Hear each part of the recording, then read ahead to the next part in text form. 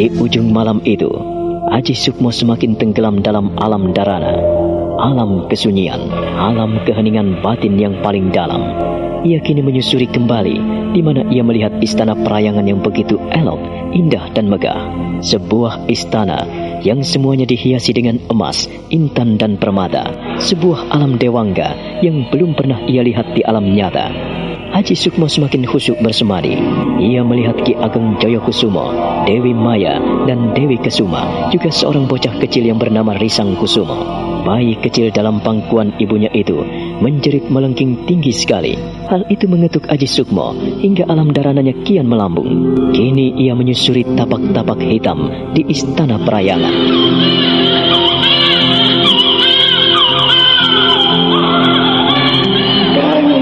Kecil ini adalah bukti kemuliaan yang nyata di dunia manusia dan dunia barzakh. Di dunia penuh kemuliaan, Aji Sukmo, anakku, janganlah tanggung-tanggung dalam melangkah. Kemarilah, gendonglah anakku.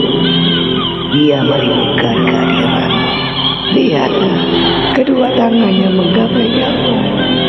Kedua kakinya melonjak-lonjak karena mencium kehadiran. Anakku, hampirlah, gendong dan timanglah putramu. Anak saya, Kanjeng Rama. Anak saya. Kemarilah, biar anakku. Jangan ragu-ragu. Jangan ragu-ragu dalam langkah. Ia merindukanmu. Aji Sukmo, anakku. Mengapa kau termangu, Kenapa? Setiap kali melangkah, janganlah kau awali dengan ketermanguan, keraguan, atau ketidaktahuan. Memulai segala sesuatu harus dengan kepastian. Kalau Ramamu, anak dan istrimu, kau biarkan melihat langkahmu yang ragu, maka mereka akan sedih, jiwanya akan menderita. Risang Kusumo. Risang Kusumo. Kakak Sukmo. Kemarilah kakak. Risang Kusumo mengharapkan kehadiranmu. Ia rindu sekali kepadamu. Kemarilah kakak. Ia meronta-ronta, merindukanmu. Risang Kusumo, anakku.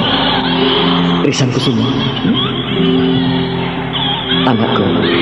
Kakak Sukmo, siapapun yang membawanya, siapapun yang menerima kehadirannya, ia akan mendapatkan kemuliaan. Nama indah pemberian Eyang. Dia buah hati kita, kakak. Risang Kusumo, anakku. Dia akan memberikan keharuman di saat malam minggu hitam. Ia akan memberikan pegangan di saat bumi berguncang. Tidak ada satu orang pun yang mampu meredakan amarahnya apabila bocah ini telah murka. Tetapi ia akan menjadi sahabat yang baik apabila dihargai dan dihormati kehadirannya. Kau harus tahu, Ger, cucuku adalah kembar, adalah bunga dari segala bunga. Dia adalah lambang kebesaran dan keagungan, lambang kemuliaan di dua dunia yang telah menyatu, yang telah kita bina, Ger. Risang Kusumo. Risang Kusumo. Dia buah hati kita, kakak.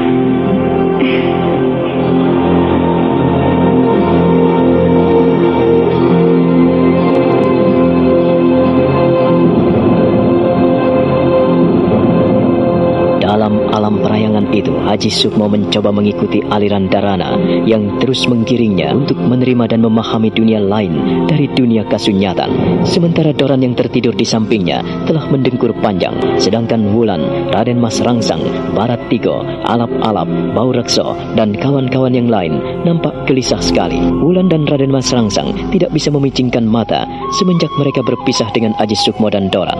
Mereka telah sampai di Ponorogo, di kediaman Patih Geni Ronggo.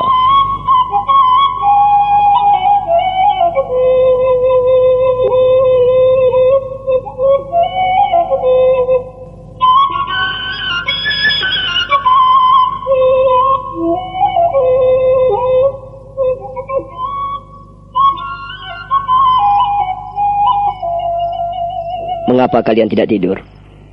Kalian membutuhkan istirahat panjang, anak-anakku. Kami telah siap dengan apapun yang terjadi. Sebab kami telah melihat sejauh mana orang-orang Portugis, orang-orang Belanda, orang-orang Spanyol yang sudah melintasi Malaka. Mereka telah mendirikan loji-loji besar dan ingin mengembangkan kekuasaan mereka di wilayah Jawa Dwipa. Kecurigaan kami semakin besar saat mereka memasuk senjata di Surabaya. Tetapi kalian tidak perlu merisaukannya. Tidak merisaukannya bagaimana, Paman Geni Ronggo? Perbentengan Surabaya sangat kuat, dan kini bertambah dengan beberapa meriam, cetbang, dan senjata berat lainnya, sumbangan dari orang-orang barat. Kita kalah jauh dengan mereka. Ya, tetapi Eyang Giri adalah sesembahan para kaula di Jawa Dwipa ini, Wulan. Kita tidak perlu cemas memikirkannya. Eyang Giri pantang untuk berperang kecuali menjalankan jihad. Tetapi Eyang Giri di sini tidak akan pernah melakukan peperangan. Dia adalah hamba Tuhan, pemeluk teguh yang cinta kedamaian, ketentraman, dan kenyamanan. Eyang Giri paling tidak suka melihat orang berperang. Ya, disinilah Paman merasakan bagaimana kewibawaan dan kebijaksanaan beliau. Yang murka nampaknya adalah anak-anak muda yang mengelilinginya. Itulah yang berpengaruh di Sedekari saat ini. Surabaya bergolak karena pengaruh pemikiran anak-anak muda yang tidak memperhitungkan persaudaraan dan keselarasan yang selama ini terbina dengan baik.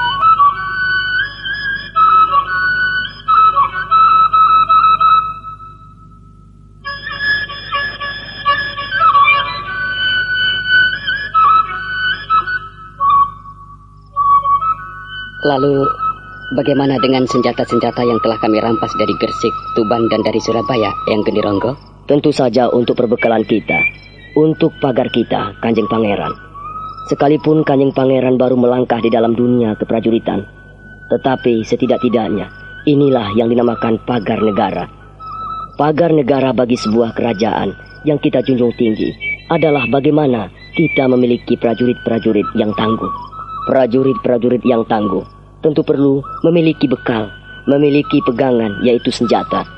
Kita memiliki prajurit pemanah, penombak, penembak, dan penjaring. Kini kita memiliki banyak meriam, banyak bedil, dan cetbang.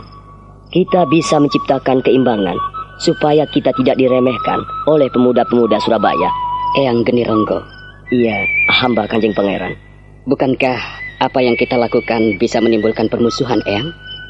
Kita bisa menimbulkan perselisihan antara Surabaya dan Mataram. Tentu, kalau gerakan yang dipimpin Kanjeng Pangeran Mangkubumi diketahui oleh orang-orang Surabaya, maka kita akan menjadi musuh bebuyutan. Tapi kami percaya apa yang dilakukan beliau tepat sekali. Saya sendiri juga kagum, Paman Geni Ronggo. Surabaya kini memiliki kekuatan yang luar biasa.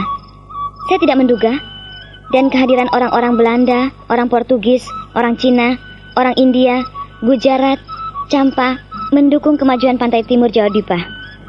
Kalau mau imbang, kita harus memiliki armada yang kuat. Mataram tidak mungkin mengembangkan wilayahnya ke pantai timur ini selama Eyang Giri ada, anakku. Untuk itu, saat ini Paman kira sudah cukuplah bila Mataram menguasai lautan Banten, Jepara, Juwana, Lasem. Iya, kita tidak bisa memaksakan diri. Kalau terlalu memaksakan diri dan mengembangkan wilayah ke timur, artinya kita dianggap serakah dan kita bisa memancing kerusuhan. Dan misi kita yang selama ini kita jalankan, bukankah ini suatu awal perselisihan, Paman Geni Ronggo? Semuanya itu tergantung, Nimas Wulan. Tergantung. Peperangan seringkali tidak bisa dikendalikan dan dihindari jikalau terpaksa. Sebab peperangan apabila kita lihat secara positif merupakan jalan terakhir untuk menyelesaikan suatu persoalan. Walaupun di dalam peperangan itu sendiri akan menimbulkan bencana yang luar biasa. Paman Geni Ronggo, saya melihat ada ketimpangan yang harus kita luruskan. Iya, kita di awal bencana. Tunggu dulu, tunggu. Apa yang perlu diluruskan dan apa yang dianggap sebagai awal bencana? Kita telah menyelamatkan Mataram dari ancaman Surabaya dengan mengambil alih senjata milik orang-orang asing menjadi perbekalan bala tentara kita. Sementara di Surabaya pasti akan timbul kericuhan. Awal bencana adalah bila orang-orang Surabaya tidak terima dengan tindakan kita. Nimas Wulan dan Kanjeng Pangeran harus ingat, tidak gampang bagi orang-orang Surabaya melacak gerakan rahasia kita. Seperti pakaian yang kita kenakan saat di sana, semuanya memakai penutup wajah hitam, kain serba hitam. Apakah kita tidak menyulut kerusuhan, Eyang? Mungkin saat ini kalian harus tahu bahwa di setiap wilayah kekuasaan Surabaya ada orang-orang kita. Maksud Paman? Kita menempatkan telik sandi utama di setiap wilayah kekuasaan Surabaya, hingga kita bisa memantau sejauh mana langkah Surabaya menghadapi kehadiran Mataram yang makin berkibar. Paman? Karena itulah kami tahu keberadaan orang-orang Belanda di sana. Misalnya, Randu Watang ditugaskan Kanjeng Sinuwun di Kadipaten Tuban, Gugut dan Bacut di Surabaya, Istana Sedekari, Kuring di Pasuruan, Tajuk di Gresik, Temon di Probolinggo, dan Brani di Malang. Apakah itu adil, Paman? Lalu, bagaimana dengan ikrar kesatria kita? Seperti jika kita membangun rumah, yang kita bangun adalah dasarnya dulu, anak-anakku. Jika landasan rumah kita buat kokoh, maka rumah kita tahan dari angin dan badai. Tapi bagaimana jika landasan rumah kita di atas pasir? Bukankah jika ada angin ribut akan kabur dan hancur? Dunia kita jahat sekali. Kita mangkit tenggelam dalam kubangan, Paman. Saya berjanji untuk keluar dari kubangan itu.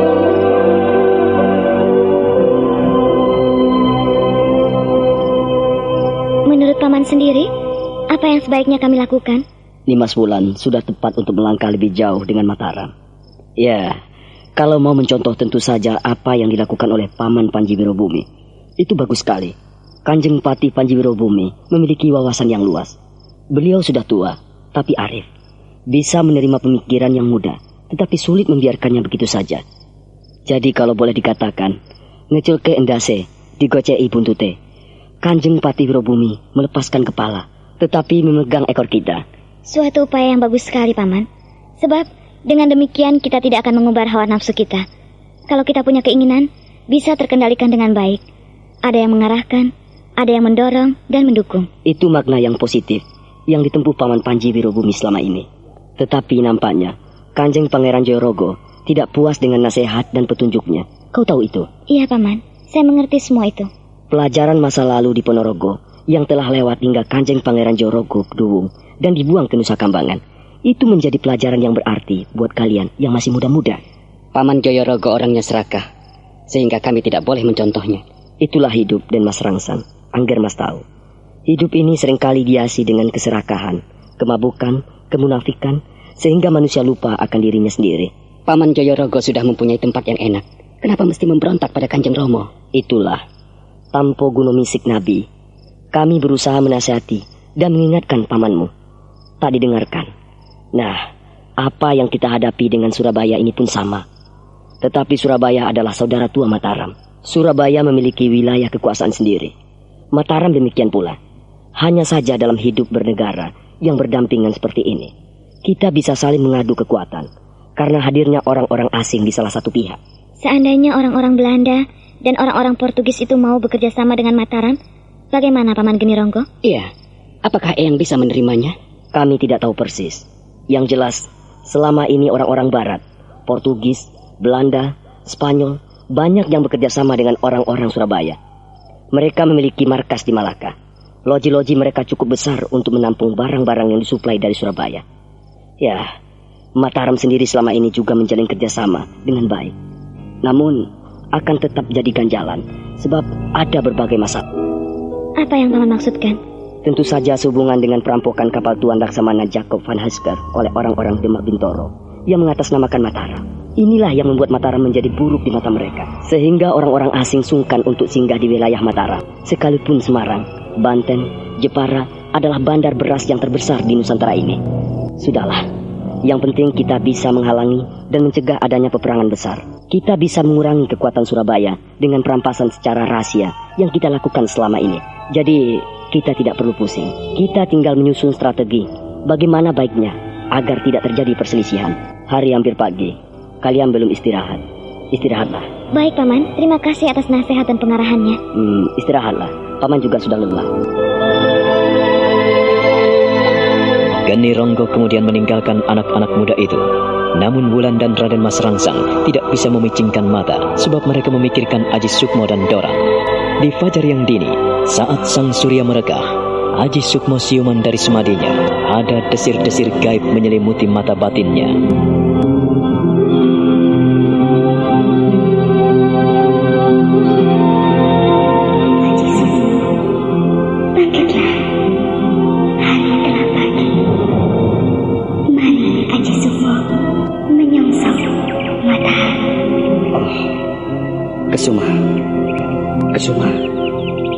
Kesuma.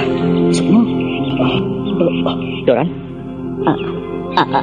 Ada apa, Mo? Tidak ada apa-apa, Doran. Ayo, kita bangun. Hari sudah pagi. Kita harus segera pergi ke Ponorogo. Sukmo, kau ini ada apa sebenarnya, Mo? Kalau bicara kok tidak pernah jelas, Mo. Bicara selalu dipotong-potong dan tidak pernah dilanjutkan. Mo, kau ini kenapa, Mo? Tidak ada apa-apa. Ayo, kita harus cepat bangkit. Ayo, cepat pergi dari sini. Sukmo, mengapa kamu tidak mau berterus terang kepada aku, Mo? Tidak ada apa-apa. Aku hanya ingin mengingatkanmu kalau kita harus segera pergi dari sini. Aji Sukmo, aku telah bersamamu. Kaulah suamiku. Mari menyongsong matahari. Aku belum mengerti sepenuhnya, Dewi Kesuma. Apa sebetulnya yang kau inginkan? Aji Sukmo, aku adalah istrimu. Kaulah suamiku. Kita telah bersama. Mari menyongsong matahari. Kesuma, Dewi Kesuma. Mo, Sukmo, ayo. Tadi ngajak pergi, sekarang malah bengong sendiri. Ayo, Mo. Iya, Doran. Iya, ayo. Aji Sukmo benar-benar gugup dan linglung sekali. Doran menariknya dan mereka segera meninggalkan hutan Sedekari. Setelah tahu banyak hal di sana, mereka segera meninggalkan hutan Sedekari menuju ke Ponorogo. Sementara itu di Ponorogo, Raden Mas Rangsang dan Wulan semakin dekat sekali. Mereka menantikan kehadiran Aji Sukmo dan Doran yang pagi itu belum sampai di sana. Saya senang sekali bisa bekerja sama dengan Den Ajeng Wulan. Saya banyak belajar untuk melangkah bagaimana keluar dari tembok istana. Hidup di luar istana barangkali menjadi beban bagi para pangeran dan putra-putri raja. Andaikan Nimas Pandansari mau ikut kita, pasti akan senang sekali. Nimas Pandansari adalah kesayangan Kanjeng Romo. Tidak mungkin bersama-sama kita di sini, Den Ajeng. Saya lihat Kanjeng Pangeran juga menjadi kesayangan Kanjeng Sinuwun. Apakah Kanjeng Pangeran tidak menyadari hal itu? Atau Kanjeng Pangeran tidak mengerti? Den Ajeng tahu, anak laki-laki beda dengan anak perempuan. Anak laki-laki, semua putra Kanjeng Romo diberikan kebebasan untuk melangkah. Kalau anak perempuan, ia harus hati-hati. Sebagai orang tua yang baik, harus mengawasi anak-anak perempuannya. Sebab anak perempuan bisa menimbulkan malapetaka. Itu tergantung Kanjeng Pangeran. Wulan juga perempuan. Den Ajeng lain. Den Ajeng memiliki keistimewaan. Den Ajeng mampu menjaga diri dan memiliki kepekaan yang luar biasa. Bukankah Nimas Pandansari juga sudah mendapatkan pelajaran yang sama? Tidak, hal itu tidak bisa disamakan dengan Den Ajeng. Den Ajeng memiliki ketangguhan, memiliki kelebihan dari perempuan-perempuan yang lain. Lebih-lebih dengan Nimas Pandansari. Tidak bisa dibandingkan. Jauh seperti bumi dan langit. Den Ajeng sudah matang, sedangkan Nimas Pandansari masihlah mentah. Dan ia belum mengetahui banyak tentang kehidupan ini. Mengapa Kanjeng Pangeran bilang seperti itu? Den Ajeng tahu sendiri bagaimana hidup di dalam keraton dan di luar keraton, bukan? Hidup di luar keraton memiliki banyak peluang dan kebebasan untuk menentukan langkah-langkah kehidupan. Sedangkan hidup di dalam keraton, orang seperti Nimas Pandansari harus menjalani pingitan. Apa? Pingitan? Aku tidak bohong kepadamu, Den Ajeng. Kau tahu sendiri, selama kita berlatih bersama-sama di palagan kesatrian maupun di balik tembok keraton, apakah Den Ajeng tidak mengerti kalau Nimas Pandansari selalu diminta tinggal di istana Kaputren? Dia tidak boleh meninggalkan keraton. Terus terang, aku baru menyadari hal itu. Kanjeng Pangeran tentu paham dengan pemikiran saya. Kanjeng Pangeran tahu, saya ini perempuan jalanan yang suka mengembara dan tidak pernah berpikir tentang masalah itu. Ya, aku mengerti Den Ajeng. Tetapi setidak-tidaknya, kalau Den Ajeng mau merintis bagaimana agar Nimas Pandansari bisa keluar dari keraton, itu merupakan langkah besar dan lompatan panjang. Saya mencobanya, Kanjeng Pangeran. Walaupun itu suatu hal yang mustahil, Den Ajeng bisa mencobanya.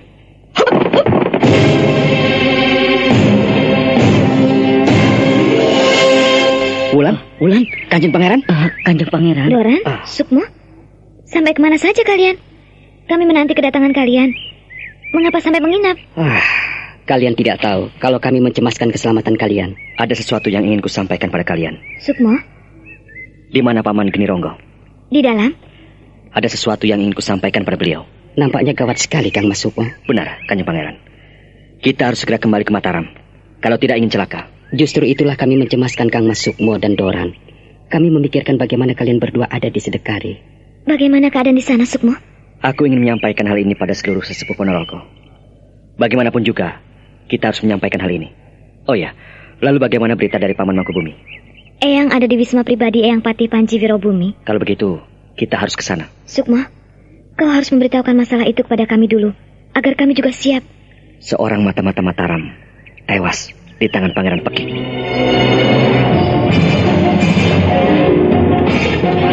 Raden Mas Rangsang, Wulan, Doran dan kawan-kawan mereka menjadi terkejut mendengar berita yang disampaikan Aji Sukmo. Raden Mas Rangsang matanya menyala. Pemuda itu nampak marah sekali. Kenapa Kang Mas Sukmo tidak mau melindungi telik sandi kita? Bukannya tidak mau, Kanjeng Pangeran, tetapi keadaan tidak memungkinkan. Kalau sampai kami muncul dan menghadang orang-orang Surabaya, tentu saja rahasia kita terbongkar. Kalau begitu, kita harus menyampaikan hal ini pada Pati Panji Wirobumi. Ayo kita ke sana. Tunggu dulu. Ada apa, Kanjeng Pangeran? Bagaimana kalau kita kembali ke Surabaya? Kita masuk ke istana Sedekari dan kita culik Pangeran Pekik. Jangan, Kanjeng Pangeran. Kita harus bijaksana. Yang menentukan mati atau hidup orang-orang Surabaya adalah Eyang Mangkubumi. Kita harus menyampaikan hal ini. Ada apa? Mengapa kalian diam setelah aku datang? Katakanlah, bagaimana perjalananmu, Aji Sukmo? Dan kau, Pendekar Linglung? Kalian tidak perlu menyembunyikan sesuatu di hadapanku. Apa yang terjadi pada diri kalian juga menjadi tanggung jawab kami. Apakah kalian sudah tidak percaya padaku? Aku yang membawa berita penting dari Surabaya ke Istana Mataram, mempertaruhkan nyawa dan segenap hidupku. Apakah itu tidak cukup? Sukmo, sampaikanlah. Ampunkan, Paman Kinironggo. Salah seorang telik sandi yang bernama Bacut telah tewas di tangan orang-orang Sedekari.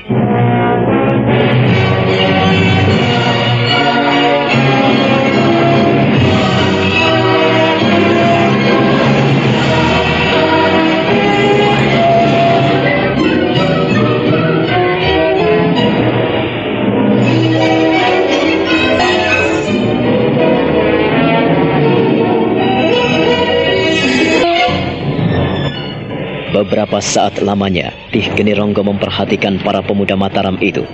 Lalu ia mengangguk-angguk dan kemudian mendekati Aji Sukmo.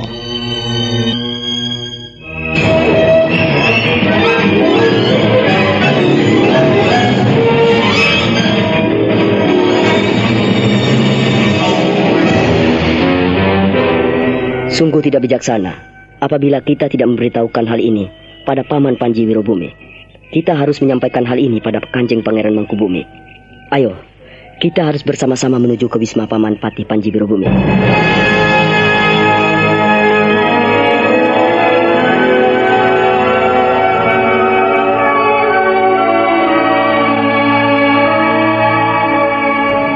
Jadi, Bacut telah tewas di tangan orang-orang Surabaya. Demikianlah, Kanjeng Pangeran. Hamba tidak bisa berbuat apa-apa. Sebab suasana di sana tidak memungkinkan untuk membela Bacut. Mengapa sampai Bacut terbunuh? Ini suatu penghinaan. Tetapi bagaimana keadaan telik sandi itu hingga sampai terpedaya? Hamba menyaksikan sendiri. Setelah disiksa, Bacut nampak mendelik. Bibirnya mengeluarkan busa berwarna hijau. Apakah ia tidak membocorkan rahasia istana? Hamba pikir tidak, Kanjeng Pangeran. Sebab hamba melihat sendiri bagaimana ia disiksa begitu berat. Sampai akhirnya ia menelan ramuan racun yang biasa dibawa oleh para telik sandi Mataram. Baiklah kalau begitu. Hal ini jangan sampai terdengar di telinga Kanjeng Sinduwu. Aku berpesan supaya kalian merahasiakan hal ini. Mengapa begitu, Eyang? Kalau Eyang Mangkubumi tidak memberitahukan hal ini pada Kanjeng Romo, Kanjeng Romo bisa murka. Cucuku Angger Mas Rangsa, ketahuilah. Kalau sampai diketahui Bacut mati di tangan orang-orang Surabaya, akibatnya bisa parah. Kenapa begitu, Eyang? Kau tahu sendiri, Kanjeng Ramamu bukanlah orang penyabar. Kalau melihat orang-orangnya dihina, ia bisa murka. Dan lebih murka lagi jika mengerahkan bala tentara Mataram untuk menyerbu ke Surabaya. Ini yang lebih fatal lagi. Jagalah keselamatan kalian. Dan terlebih dari itu, kita harus memikirkan seluruh rakyat Mataram, juga rakyat Surabaya yang tidak berdosa. Tapi Eyang, apakah itu adil? Bukankah kita telah mengetahui kenyataan ada seorang Telik Sandi Mataram yang tewas di tangan orang-orang Surabaya? Cucuku Angger Mas Rangsang, disinilah letak bermanfaatnya kehadiranmu. Kadang-kadang kita harus menyampaikan sesuatu yang lain dari apa yang terjadi. Jangan salah sangka jika Eyang ini mengajarimu berbohong. Tidak, Angger. Menutupi seorang yang celaka lebih berarti daripada mengorbankan seluruh rakyat Mataram. Pikirkanlah itu baik-baik. Seorang Telik Sandi memang sudah mendapat tugas serta kewajiban seperti itu. Apabila ia berhasil membawa pulang dengan selamat, artinya ia mendapat hadiah. Dan kalau ia ketahuan, nyawa mereka yang menjadi tebusannya. Untuk itulah, mereka rela disiksa dan rela menelan ramuan racun untuk bunuh diri. Semua itu sudah ditebus dengan harga yang mahal. Sebab mereka mendapatkan jaminan dari istana. Ampunkan hamba, Eyang. Hamba hanya ingin tahu mengapa orang yang dibunuh semena-mena seperti itu tidak kita bela. Siapa yang tidak merasakan pahitnya dan pedihnya dicabuti kuku-kukunya? Ini suatu penghinaan, Eyang. Anak Mas Rangsang, cucuku. Kau akan semakin mengerti. Kau akan semakin memahami bagaimana kehidupan di lapangan sebagai seorang prajurit. Kau pun saat ini sebagai seorang Telik Sandi. Ketahuilah itu. Kita boleh mengacau di loji-loji company. Tetapi kita dilarang membunuh kecuali terpaksa. Ketahuilah itu. Dan kita tidak boleh membela para Telik Sandi yang terbunuh dengan semena-mena, Eyang. Angger Mas Rangsang, cucu. Membela kebenaran tidak berarti memamerkan kekuatan dan meluapkan nafsu amarah. Peperangan terjadi hanya karena terdesak oleh keadaan. Peperangan terjadi hanya untuk meluruskan keadilan dan ketidakbenaran. Juga untuk menegakkan kekuasaan. Bukan sekedar unjuk kekuatan. Kita harus mencegah peperangan. Sejauh mana kita mampu mencegahnya. Tetapi kita tidak boleh memancing kericuhan. Kita merampas persenjataan di loji-loji Belanda. Hal itu karena Surabaya sudah menjadi ancaman Mataram. Kita berada di pihak yang benar. Kita harus menyiram api dengan air sebelum kobaran api itu menyala-nyala dan membakar segala-galanya.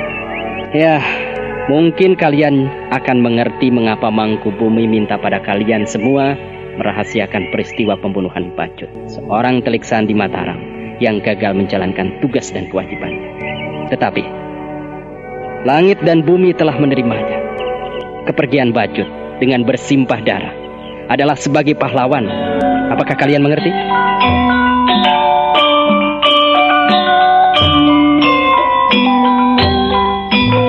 Siang itu, Aji Sukmo dan kawan-kawannya disertai Patih Genironggo menuju ke tempat Patih Panji Wirobumi. Setelah sampai di sana, ia sampaikan semua yang dilihatnya di Istana Sedekari tanpa terkecuali. Mendengar berita itu, Pangeran Mangkubumi amat murka, namun ia minta agar seluruh anak buahnya mengendalikan diri dan jangan membocorkan masalah itu sampai ke telinga sang raja. Pandang mata Pangeran Mangkubumi berkilat-kilat memperhatikan seluruh anak buahnya. Haji Sukmo dan kawan-kawannya hanya menunduk. Ruangan itu menjadi hening dan sunyi. Para sesepuh Ponorogo hanya diam dan mengangguk hormat pada orang utama Mataram itu.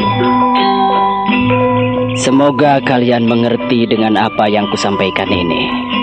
Merahasiakan sesuatu yang terjadi bukan berarti suatu kebohongan. Tidak. Tetapi inilah hukum prajurit. Seorang prajurit memilih mati daripada dikhianati. Seorang prajurit juga akan terus melangkah sampai tetes darah penghabisan jika ia dikhianati. Ia pun pantang mengkhianati. Aku di sini tidak mengajarkan kebohongan pada kalian. Tidak. Tetapi demi kebaikan bersama. Apakah kalian mengerti? Hamba Eyang Mangkubumi. Bagus. Bagus jika kalian mengerti. Lalu bagaimana cucuku Angger Mas Rangsang? Hamba mencoba mengerti, Eyang Mangkubumi. Kau memang perlu untuk mencoba dan memahami masalah-masalah seperti ini, Angger cucuku.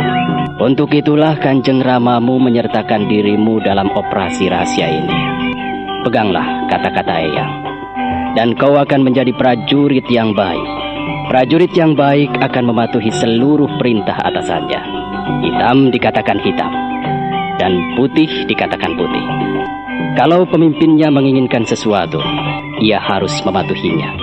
Apabila tidak mematuhinya, maka bencana akan datang menimpa orang-orang yang tidak berdosa. Aku tidak akan mengabaikan para sepuh yang ada di Ponorogo ini. Saya minta Eyang Panji Wirobumi sudi menyampaikan sesuatu mengenai masalah ini. Silahkan Paman Panji Wirobumi. Terima kasih, karena Kanjeng Pangeran masih mau mendengarkan saya. Assalamualaikum. Masalah seperti ini memang pelik sekali. Sebagai sesepuh, tentu saudara-saudara tahu, hanya bisa memberikan pertimbangan, pemikiran, dan pengarahan. Tidak diperkenankan memaksa. Apa yang dianjurkan Kanjeng Pangeran Mangkubumi benar adanya, dan itu bisa dimengerti dan dipahami di dalam kehidupan prajurit. Kematian Bacut sebagai seorang pahlawan. Dia telik sandi yang berhasil menjalankan tugasnya dengan baik. Seorang telik sandi memang ditugaskan untuk itu. Kalau Kanjeng Pangeran Rangsang belum begitu mengerti, namun suatu ketika akan memahami juga dan menerima hal ini. Lebih-lebih, Kanjeng Pangeran Rangsang baru pertama kali mengalami dan melihat hal-hal seperti ini. Dalam kehidupan prajurit, kebersamaan lebih penting daripada kepentingan pribadi lepas pribadi. Apabila nanti Dewan Penasehat dan Kanjeng Sultan sendiri menghendaki penjelasan tentang lenyapnya telik sandi Mataram yang penting, saya pikir nanti bisa dijelaskan. Dan Kanjeng Pangeran Mangkubumi tahu bagaimana menghadapi masalah itu. Kalian anak-anakku, cucu-cucuku, kalian adalah tulang punggung Mataram. Kepada kalianlah kemudahan dan keperkasaan hidup. Kepada kalianlah masa depan Mataram dibebankan. Hanya itu yang bisa hamba sampaikan, Kanjeng Pangeran. Terima kasih. Wassalamualaikum.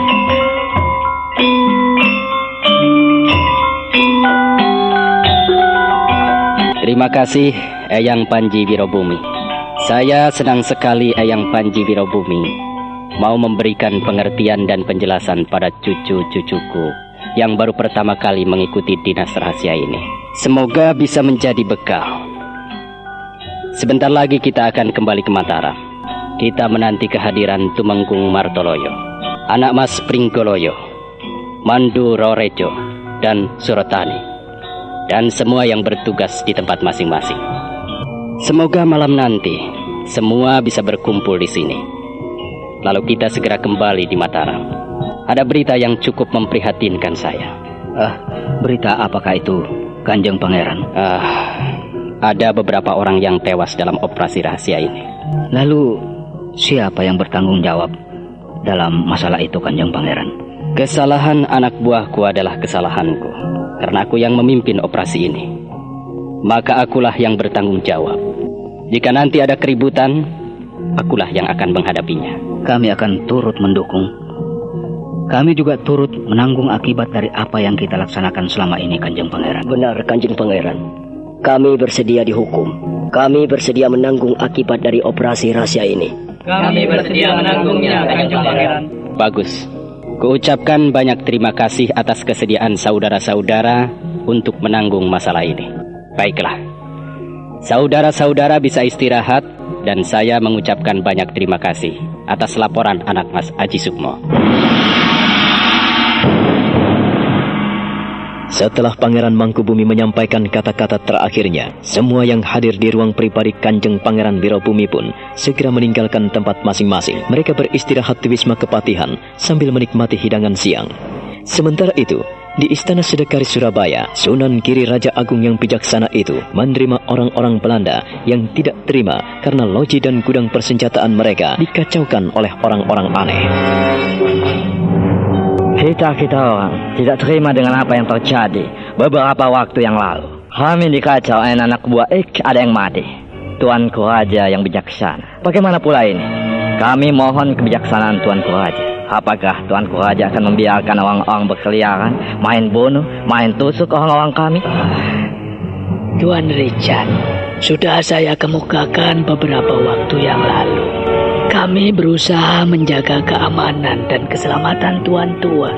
Tetapi tuan-tuan sendiri pun bilang bahwa tuan-tuanku, para yang mulia, bisa menjaga diri dengan baik. dan menawarkan senjata api, bedil, berian, ketpang. Nah, kalau sekarang menghadapi musuh-musuh liar seperti tikus itu, mengapa Tuan menuntut pada kami? Kami dan kita orang tidak menuntut Tuanku Raja yang bijaksana. Tetapi kami dan kita orang ini mohon kebijaksanaan Tuanku Raja. Mengapa dalam waktu yang bersamaan kita dirampas, dirampok, bahkan kami dicelakai? Tuanku Raja yang bijaksana, bagaimana pula ini? Betul, Tuanku Raja yang bijaksana. Kami setidak-tidaknya mohon penjelasan mengapa hal ini bisa terjadi dalam waktu yang bersamaan. Begitu pintar itu orang. Kami sungguh sulit mengerti. Apa pula yang sedang terjadi di sini, Tuanku Raja yang bijaksana? Iya, Tuanku Raja yang bijaksana. Di tempat saya pun terjadi hal yang sama. Perampokan dan perampasan. Ik hampir mati kalau orang-orang Tuanku Raja tidak melindungi saya. Ik benar-benar mampus.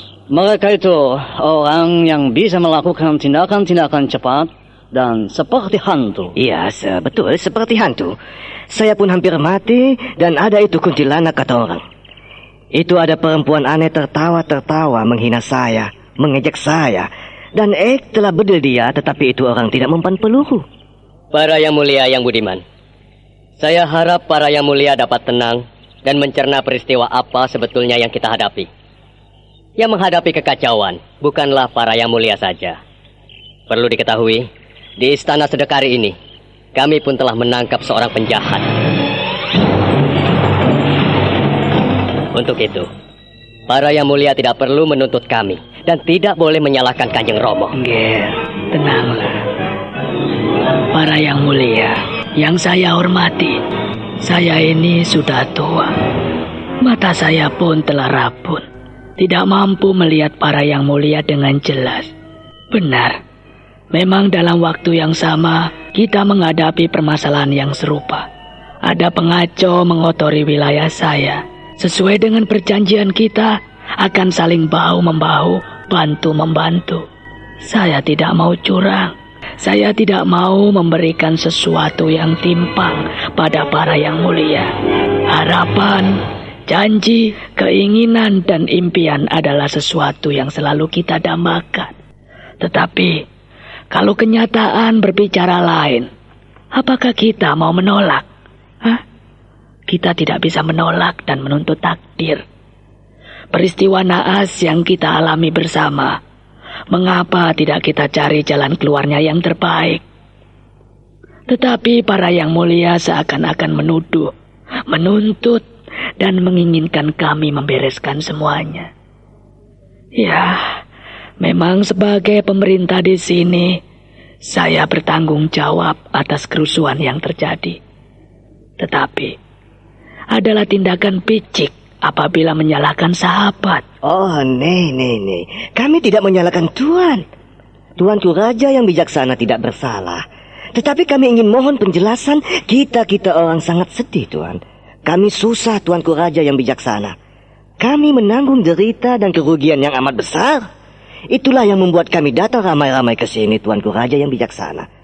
Seperti semula, kami selalu datang bersama untuk berbincang-bincang dan saling bertukar itu pikiran. Dan untuk itu pula, maafkan kami bila kami seakan-akan menuntut Tuanku Raja yang bijaksana. Tetapi bagaimana dengan orang-orang saya yang mati dengan mata tertinggal? Apa pula ini? Kami sungguh tidak mengerti. Tidak mengerti sama sekali. Hidup dan mati hanya di tangan Yang Maha Kuasa. Mengapa Yang Maha Kuasa tidak mencabut nyawaku yang telah rabun ini? Yang Maha Kuasa memberikan hidup agar yang memiliki hidup itu menjalankan fungsinya, para yang mulia. Dan kita tidak bisa sewenang-wenang dalam menjalankan hidup dan kehidupan. Semoga para yang mulia mengerti. Kalau memang para yang mulia menuntut ganti rugi, pemerintah Surabaya akan memikirkan. Tapi sejauh mana sampai saat ini? Apakah kerjasama kita saling merugikan? Tidak, bukan? Tidak. Tuan bilang, "Nek, apakah para yang mulia susah untuk menerima kerjasama kami? Dan menuduh kami ada di balik semua peristiwa itu?" Tuanku Raja yang bijaksana, jangan salah paham. kami datang kemari mohon penjelasan. Nah, kalau Tuanku Raja terbakar api amarah, bagaimana pula kita bisa selesaikan masalah ini, ya? Perkenankanlah kami orang-orang Belanda mohon penjelasan Tuanku Raja yang bijaksana. Siapa sebetulnya ada di balik kerusuhan ini? Orang-orang Belanda yang ada di Surabaya, di Pasuruan, di Gresik, dan semua yang ada di wilayah Surabaya datang menghadap Sunan Giri yang agung. Sunan Giri yang duduk di singgasana kencana hanya bisa mengangguk-angguk lembut sambil menerawang jauh, sebab kedua matanya sudah rabun.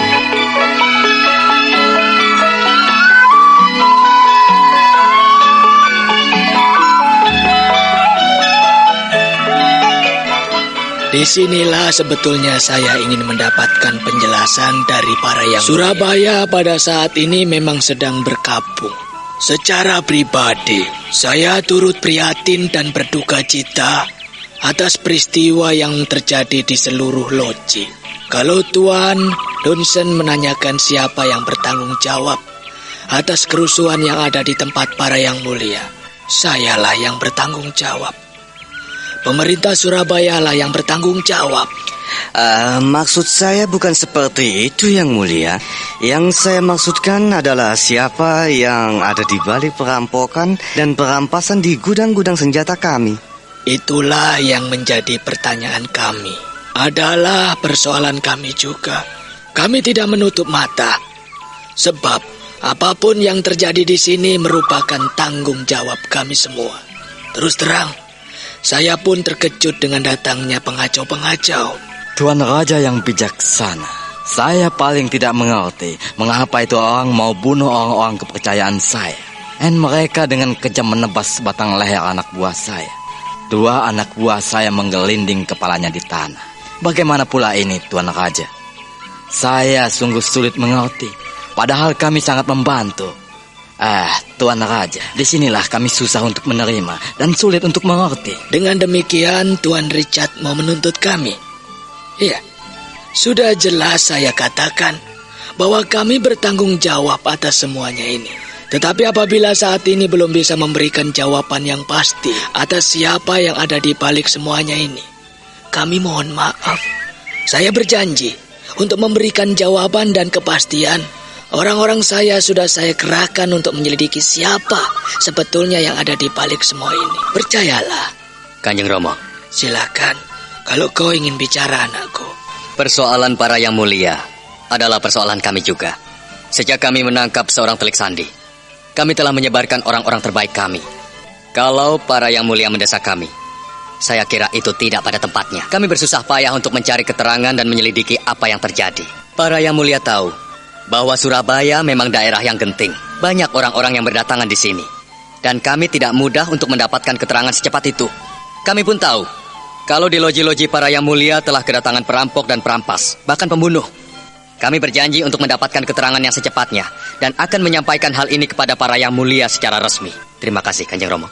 Nah, para yang mulia yang saya hormati, Tuan Stephen Dunsen, Tuan Paulus, Tuan Richard, Tuan Stephen Hagen, Tuan Wibran, dan para yang mulia yang benar-benar saya junjung tinggi kehadirannya di Surabaya ini.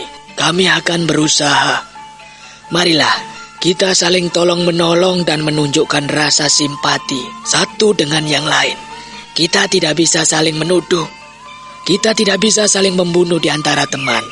Kita tidak perlu bersih tegang seperti ini. Mari kita bahu-membahu. Tuanku Raja yang bijaksana, apabila masalah ini tidak kami dapatkan kejelasan, maka untuk bantuan-bantuan senjata selanjutnya kami tunda.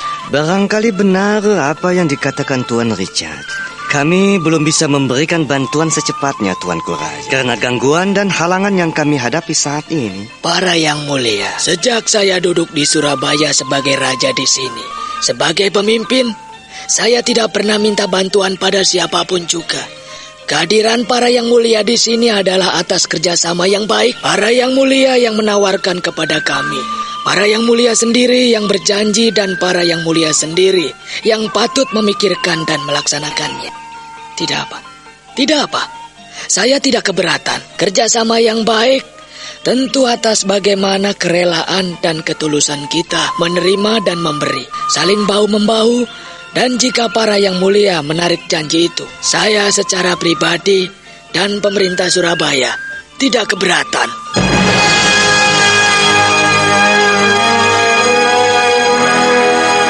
Sunan Giri berusaha bijaksana menghadapi orang-orang asing. Ia merasa kecewa akibat perampokan dan perampasan senjata oleh orang-orang yang tidak mereka kenal. Sunan Giri lalu bangkit dari singgasana kencana dan meninggalkan para tamunya. Hatinya kecewa karena belum bisa memberikan jawaban pasti pada orang-orang Belanda itu. Sementara itu, di kediaman Patih Panjiwiro Bumi, putra-putra Mataram berkumpul di sana. Nampak Raden Mas Rangsang berjalan mondar-mandir, hatinya resah, dan berkali-kali ia memukulkan tangan kanannya ke tangan kirinya dengan geram. Kanjeng Pangeran nampak resah sekali dan masih sulit menerima apa yang disampaikan Eyang Mangkubumi. Kenapa Kanjeng Pangeran? Seperti kau katakan, Den Ajeng, saya benar-benar sulit menerima apa yang dikatakan Eyang Mangkubumi. Kejujuran adalah yang utama dalam hidup ini, Den Ajeng. Kalau kita menutupi kenyataan dan menghindarinya, bukankah semua ini suatu kebohongan? Tapi Kanjeng Pangeran harus mengerti. Kanjeng Pangeran untuk sementara harus menerima apa yang dipaparkan oleh Eyang Mangkubumi. Tidak, saya masih sulit menerimanya, Den Ajeng. Saya tidak habis mengerti. Masalah Telik Sandi yang mati harus sampai pada Kanjeng Romo. Kalau tidak, beliau pasti marah sekali dan kita sebagai yang muda harus melengkapi yang tua. Kanjeng Pangeran, apakah sudah memikirkan bagaimana pengaruh yang Kanjeng Pangeran sampaikan? Keterangan-keterangan mengenai Telik Sandi yang mati harus kita simpan dalam hati. Jangan sampai masalah ini melebar dan menimbulkan petaka bagi orang-orang yang tidak berdosa. Kanjeng Pangeran tidak pernah melihat bagaimana keganasan perang. Para perempuan dan anak-anak akan menderita. Banyak yang bergelimangan mati. Mereka menanggung orang-orang yang tidak tahu perasaan. Den Ajeng mengerti. Bacut adalah Telik Sandi pilihan. Kalau sampai kematiannya tidak diketahui oleh pihak istana, akibatnya bisa fatal. Kanjeng Pangeran, Telik Sandi diwajibkan dan ditugaskan untuk meliput berita-berita rahasia dari pihak lain yang tidak kita ketahui. Tanggung jawab dari seorang Telik Sandi adalah nyawanya. Jika ia ketahuan sebagai seorang Telik Sandi, bunuh diri adalah jalan satu-satunya yang terbaik. Dan kalau ia mampu menjaga dirinya hingga ia kembali dari tempat tugasnya, maka ia akan memberikan keterangan yang berarti bagi pemerintah kita. Saya mohon Kanjeng Pangeran mengerti. Den Ajeng, saya tahu Kanjeng Pangeran baru pertama kali melihat hal ini. Kadang-kadang kita memang perlu menutup mata dengan kenyataan ini. Seringkali kita harus menutup telinga dengan keterangan-keterangan yang menyakitkan. Kejujuran adalah memang sesuatu yang utama di dalam hidup ini, Kanjeng Pangeran. Tapi tidak selamanya kebenaran itu harus diungkapkan dengan kejujuran. Sebab apabila kita menyampaikannya dengan terus terang, bisa menimbulkan sesuatu yang lebih parah.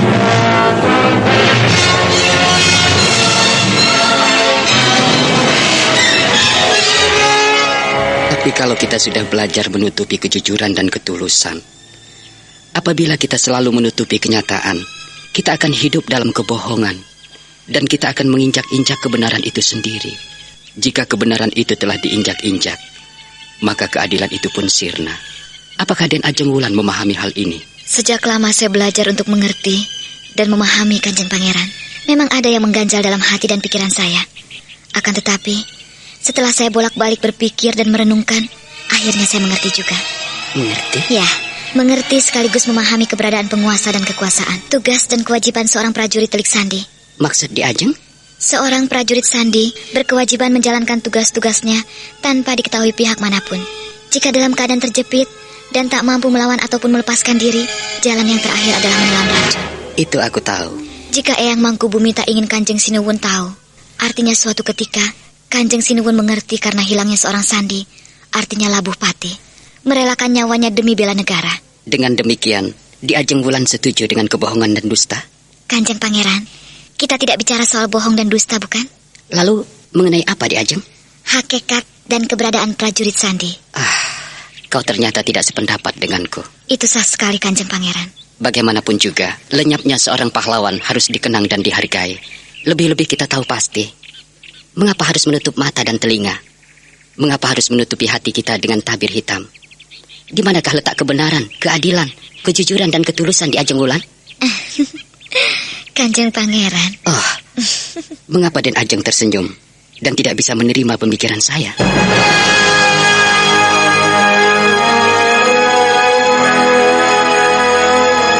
Raden Mas Rangsang tidak mengerti. Ia memandangi Wulan dengan melotot. Ia tidak mengerti mengapa Wulan justru tersenyum dan memandang balas pandang matanya. Raden Mas Rangsang berkali-kali menggelengkan kepala dan menggigit bibirnya sendiri. Rahangnya nampak menonjol. Ia memendam sesuatu kekecewaan yang amat dalam.